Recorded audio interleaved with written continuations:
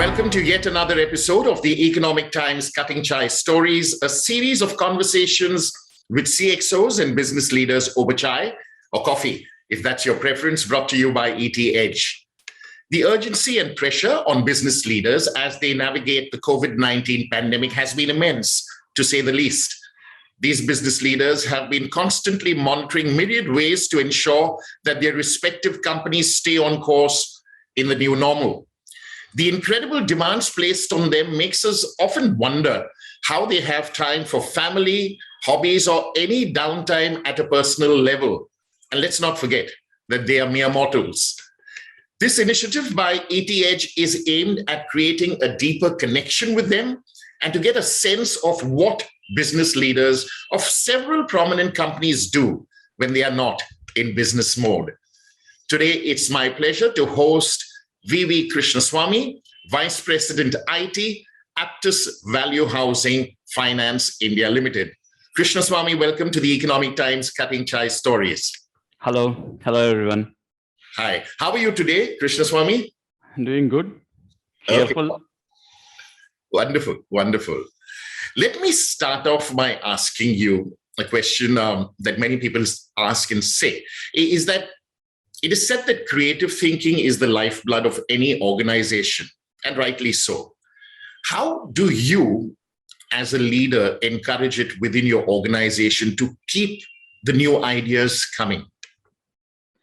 Yes, this is very important. If we as an organization has to do few things better and keeping improving ourselves. So I was an agile coach where I learned this, that we need to involve our team, encourage them, make them feel that they are part of the journey, and make them feel comfortable with suggesting solutions, ideas. Actually, Yes. when you do that, basically what happens is they get more involved, and they feel more, they take more ownership. In fact, basically the ownership comes into play, and when ownership comes into play within the team, then there's nothing like that. You keep just improving with new ideas and new things, people coming and contributing their bit. So that's how I feel that it is the agile project management and agile, actually Mike Kahn, actually there's a beautiful book from agile estimation and planning which has taught me that actually how to take team along with you, bringing their ideas.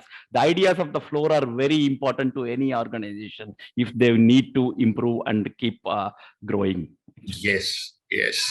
Wonderful. May I ask you, Krishnaswamy, as to how long has your professional journey been? How many years? It's been more than 20 years. This has been a long journey. Okay. From electronics, from a background to moving into a IT hardware, and then to global tech support, building products for companies, and then doing flows for ERPs. Actually, we are doing a product for Apple. Then moving into services. Yes. Working with different North American companies, and then working with very strict data protection rules of Europe, for working very closely with National Health Services, UK, and then finally coming into financial services play. So it has been quite a long and an eventful journey where a lot of opportunities have come, and I have gleefully and accepted those opportunities and grown forward. That's wonderful. There is a reason why I asked you this, and I'm glad you outlined that very briefly for us. 20 years is a long time, okay, by any stretch. My question to you is, during any journey, personal, professional, we go through our highs and lows. So my question to you is, could you share a couple of inflection points, both high and low, in your professional journey, and how has that stood you in good stead today? Yes, there have been a lot of instances actually, and I think every low is an opportunity for us to learn from it and become better, basically. And there have been, see, my transition from servicing electronics, from electronics into a hardware space, where one of my friend's brother told, no, you can be in IT, you have that skill set, like realizing your potential. And when you are low, when you do something to customer, it is not acceptable, and how you do that. There were a few points very specific which is very close to my heart. Yes. One is in 2005, actually, like when our whole project was hived off to another MNC and we lost. And I have to be telling all my team members that they are no more in the job tomorrow. I know that very well, that they are not going to be there in the job from the next day or so. And I have to tell that. And I also know that I also will not have that job Right. the next day. Right. So it has been a very stressful time for me. And I went through that. The beauty of that is basically it opened me a wonderful door of opportunities from the next day itself. So if that low hasn't come, I would have not seen the highs of my life, basically. Absolutely. So it was a very great moment. And even in those highs, there were a few other points where some 6 years before, where I lost a couple of $1 million project overnight. Okay. So it does happen, but how you handle your team, give them confidence, reskill them, push them, place them. Yes. So you be part of them and ensure that they are part of, this journey. By the time, I think when the last 5 to 6 years before when it happened, I was seasoned enough to understand all these lows and highs, and I was very composed and told, guys, don't worry. Hey, 80 guys, I can do everything for you. We need to see how you can reskill, re-put yourself. So I personally feel that every low, we may temporarily feel that is a low for us, but that is an opportunity which probably some unknown force is trying to open for us and move into a next space, which will give you some growth, which will give you some wonderful opportunities, and wonderful. You never know what is in store for you. There is so many good things in store for you. Yes. Yeah. Wonderful. That there's a reason why I asked you that question, Krishnaswami, and very often, we look at lives of people in snapshots, in pictures. So a snapshot today is that you're the vice president IT of Aptus. Very few people know the rolling film, the continuous rolling film over 20 years. And the idea behind these cutting chai conversation is to give our viewers and those who will see this interview a glimpse into that rolling film. Obviously, it's very difficult to capture the entire thing. And I'm so glad you answered it honestly and told us about those lows that you went through, because we all go through that. And I'm sure people will resonate with that. So thank you for being candid. Let me change gears and ask you something related to bringing a team on board. You're a leader. You definitely onboard candidates from time to time into the organization in your team. So here's a question.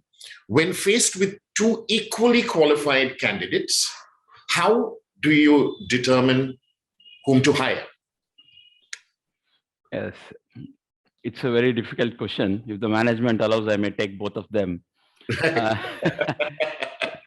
Because it's a difficult question I've asked. Yeah. So the thing is that for me, in any hire, over the years, it has not been about the skill set you possess. Okay. It has always been, for me, especially when I see a human being, I see the willingness to learn is the key skill for anyone, for me to evaluate that person. Yes. And more so in IT. Okay. It is very essential for us as a human being at a personal level. We have that willingness to learn, which has been taught by our elders. It is very essential in professional life. So very few people realize that. So the willingness to learn is the key differentiator. Okay.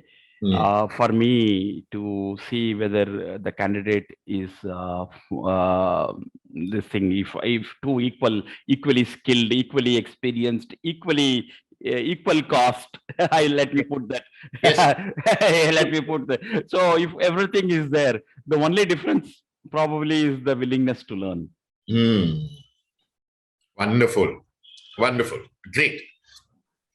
Let me ask you, since you've been a leader and have been in a leadership position for quite a time, what advice would you give someone going into a leadership position for the first time, based on your experience? So I did write a blog even in Quran, this basically. Really? Okay. Yeah. So there were a few questions which they wanted me to answer. See, this is where I tell people basically, when you are taking a leadership role, just forget about the Excel sheets and the project management stuff. Yes. Just forget that. Team is not made up of 11 Sachin Tendulkars. Everyone comes with a different skill set. Everyone comes with a different strength. Everyone have their own weaknesses. Everyone has their good and bad days. You as a leader have to accept responsibility of your team if you have to be acknowledged as a leader. The good has to be given credit to the team, and the bad is your responsibility. That's when you as a leader will be acknowledged and accepted. And I am glad that a lot of people who have worked with so many years ago are still with me in my journey. They still are in good. The only reason is I've always treated them as one of the human beings who can contribute to the team and take it forward together. Basically, a team is not made up. A leader is not there if he cannot take his team together, if he's not along with the team together, understand the good, the bad, strengths and weaknesses, and acknowledge them and help them overcome it and ensure that. Forget about Excels, forget about scorecards, forget about burn downs, forget about everything. Yes. I'm telling you, very mediocre people have done stunning things. If you support them and if you can really help them out, they will give you outstanding results, basically, which you can never expect, basically. Wonderful. Great answer. Great answer. Since you touched upon teams, in your career, I'm sure you've seen this, and I'm coming to the aspect of competition within a team. And you would have seen this. So my question to you is competition within a team and within the team members healthy? If yes, why? If no, why not? Competition among the team members in general in life is healthy. Okay. Is healthy because competition should be based on what we have what we do, how we have contributed, what we are learning, how we are growing. Basically, in fact, this is a very good question. Basically, especially in today's world, where people are not happy because someone else has got a better appraisal. Right. Okay. Right. It is not that I have not got it. I'm not happy because someone else has got it better. Okay. So people fail to see through the efforts put in by those who have got there or this thing. That's where you need to sit with your team, tell them what is important, what are the key things, basically. Okay. And how they have to learn, how they have to compete. And as a leader, when they are competing together, how I manage them and ensure that a conflict doesn't happen, basically. And provide opportunities in such a way that it is more collaboration than competition and conflict, basically. Yes. So yes. That is depends that Swev, and diploma, you need to handle that very carefully as a leader, but you need to provide those opportunities, ask them to go for it, ask them to compete with each other with their best skills, identify them what is better in them, and then slowly move it from a conflicting stage to a collaborative stage. Then things will work in a better way, basically. Fantastic. What a beautiful answer. What a well articulated answer. Thank you, Krishnaswami, for that. My next question to you. I'm actually asking some very tricky and difficult questions, but you're articulating them so well and actually deconstructing and simplifying it for all of us. Wonderful. So my next question to you is, what factor or role has luck played in your professional journey thus far? Or has it been only about your qualifications, experience, and hard work? Okay. I think last year or before, I finished a book called 13 Bloody Ways to Get Good Luck from Ashwin Sanghi. Okay. I was reading that book actually. Okay. One of my hobbies is reading books. So Wonderful. so in that he decodes what is luck. Luck is all about being in the right place at the right time, communicating to the right person, doing the right things, learning the right things, listening to right things. That's all luck is all about. Yeah. Some people call it luck. Some people call it hard work. Some people call it discipline. Some people call it just sheer determination, basically. Yes. So for me, I would say that there is nothing called luck, actually.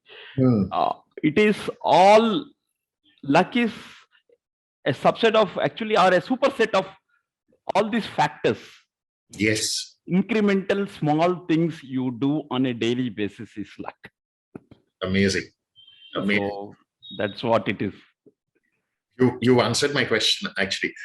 It took me back, as you were just speaking right now, Krishnaswami, to my professional days.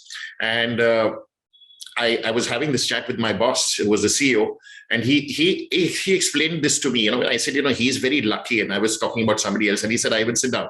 I'll tell you something. This is what luck is. He said, when preparedness meets opportunity, it is luck. So exactly what you said, that preparedness, whether it's hard work, incrementally doing the same things day in and day out, not getting a break, but you're so prepared that when there's an opportunity and you grab it, somebody says he's lucky, but nobody knows he was absolutely prepared and primed for that opportunity that came his way. And people say, like you're saying, they might call it luck, but like you said, it's a superset of all this. There you go. Wonderful. Wonderful.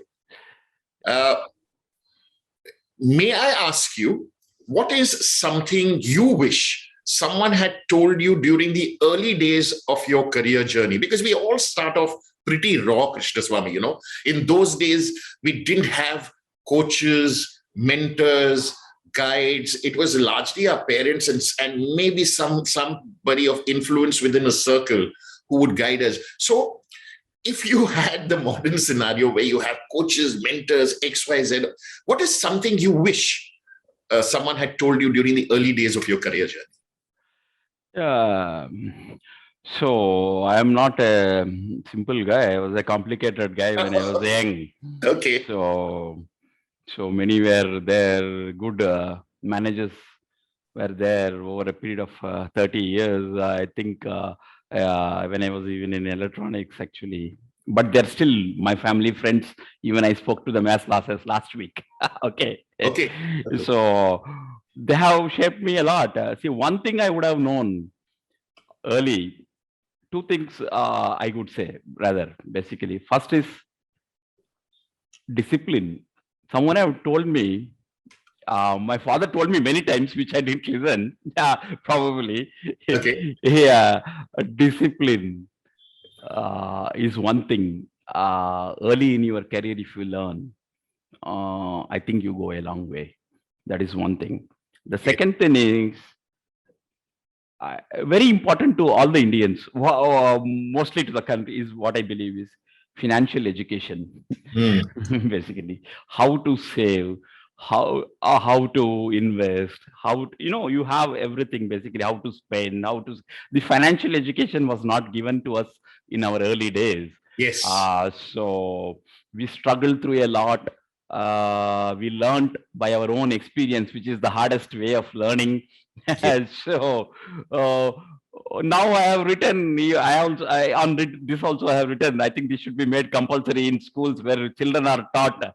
Today I teach my daughter, I tell her, okay, if I give you 100 rupees, what will you do? 30 rupees for this, 30 rupees for this, emergency. So I teach her. like actually how you spend your money. So this probably at a very early stage, if you know, you can do much better than what you learn it at a later stage. But of course, experience is a comb which you get when you become bald. Yes, yes. Wonderful. Oh, I love the way this conversation is going. I have two more questions for you, Krishnaswamy. Yeah. As a leader, you know, there is the future that you've got to look to within an organization. How do you, as a leader, balance planning for the future while being present for your employees? Because your employees are largely caught, but when I say employees, I'm talking about your team, are caught in the day-to-day projects XYZ. So how do you balance between planning for the future while being present for your employees? See, that comes only when you do important things rather than urgent things.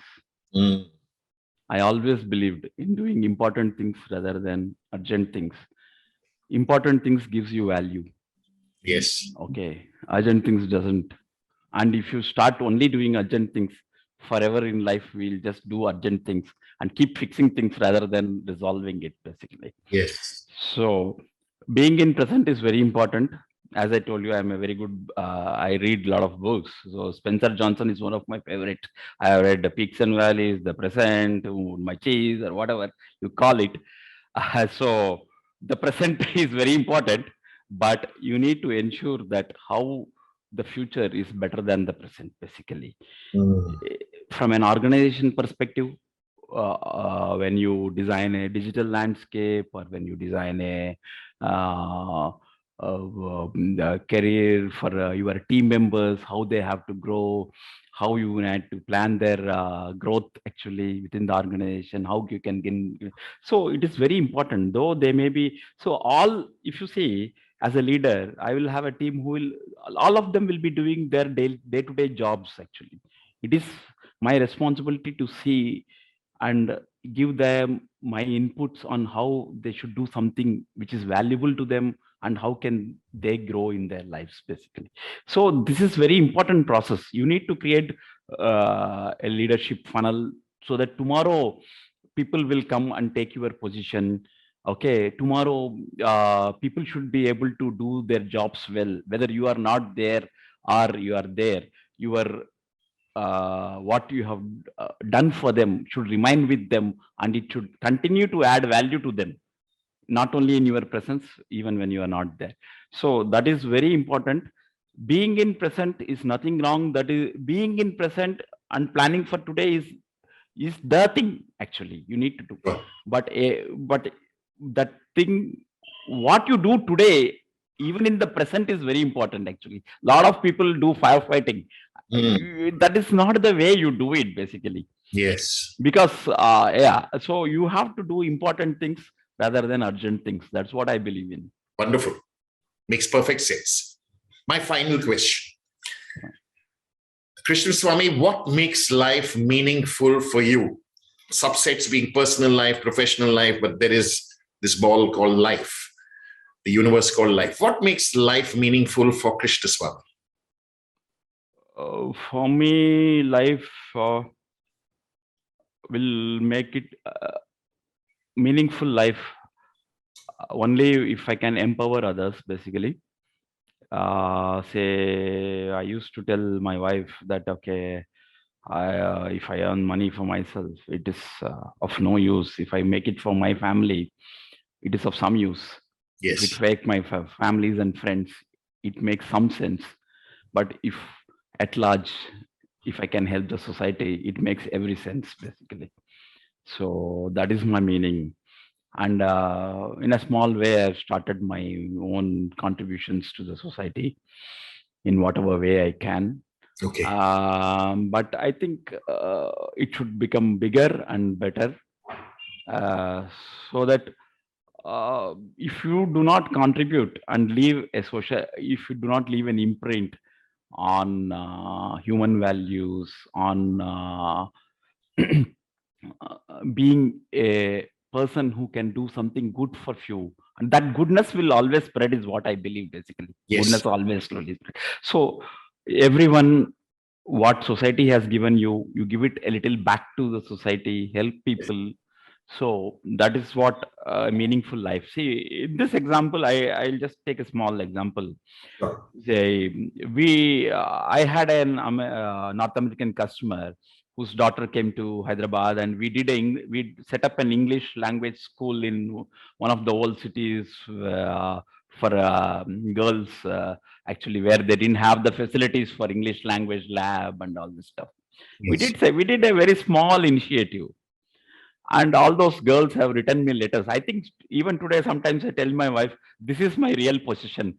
When they have written to me, thanking me that they want to become a doctor, they want to become this thing will help them in their future. It was a wonderful thing to see such young kids writing to you and expressing their gratitude, expressing their happiness for what they have got. That's where the beauty of life is. When you give, no, you feel so much happy.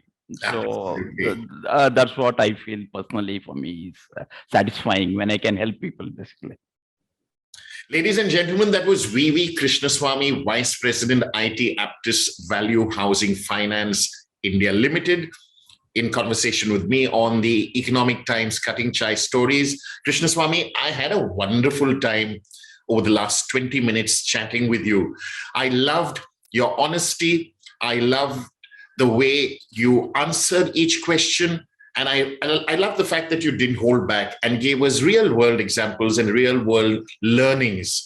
I'm sure there are a lot of takeaways from this for all of us, and our audience is thoroughly going to enjoy this. Thank you for your time, and I wish you and IT, your current role, as well as Aptus and your family, the very best going forward. Thank you, Ivan. Thank you very much for your time. Our pleasure.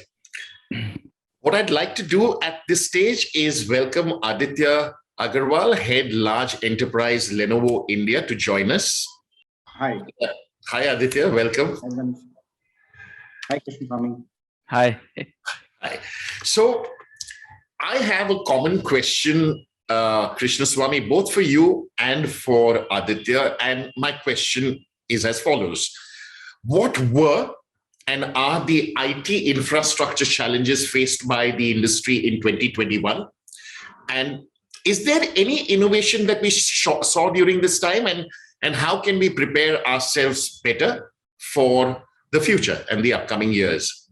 So any of you can take this question first. So Krishnaswamy, why don't you take this first? Yeah, so there have been a lot of challenges from an IT perspective, infrastructure perspective, these things basically. I think not only from IT, I think from every challenge basically of the semiconductor shortages happening across and deliveries getting delayed. It has been a challenging year basically. And I don't know, like, so how quickly this is going to get resolved, or like how it is going to pan out in future, or how we are going to basically see the change, this thing. But Corona, after COVID, actually, there have been a huge demand. If you see, I think Aditya knows it very well. There's a huge demand for consumer, in the consumer space. Actually, there have been, the consumer demand was so high, it was occupying and coming into the territory of the enterprise space basically, because every child has to go through an online class, if one has to work from home, the infrastructure redoing. I think probably tomorrow's homes will have a dedicated workspace, I believe. I don't know, so I am thinking so basically, where you will have all the comfort of and having all the infrastructure, whether it is internet, whether it is laptops or desktops or whatever, your video conferencing facilities and all that stuff. So it was a challenging moment, and even the cost fluctuations very high because of the demand from an IT this thing.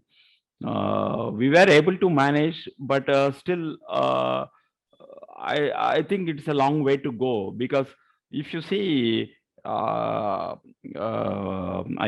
so we have around 200 branches across, and all our branches are virtualized basically, and we have thin clients and thin bench basically doing that.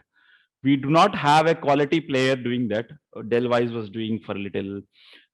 We did. We have a local.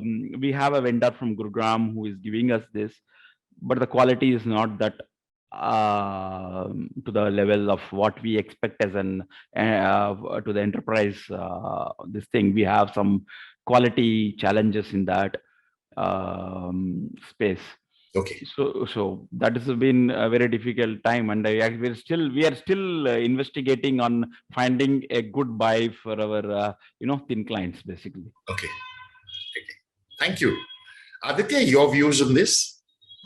Yep. So, like Krishnaswami said, it was very true. Suddenly, when Corona happened, there was a huge demand for PCs, laptops. One from the consumer because they wanted it, and second from BCP because a lot of people had desktops in offices, right? And they had to work from home. While some companies ended up shipping the desktop from offices to homes, most companies wanted notebooks, right? So that was a pretty scary period because you were trying to secure your life as well as your business, because that was uncertain times. You didn't know what was happening, but that has something that we still see. We see that there are supply shocks. I mean, the predictability that we had earlier is not the predictability that we get today in terms of logistics or availability of semiconductor or other parts, right?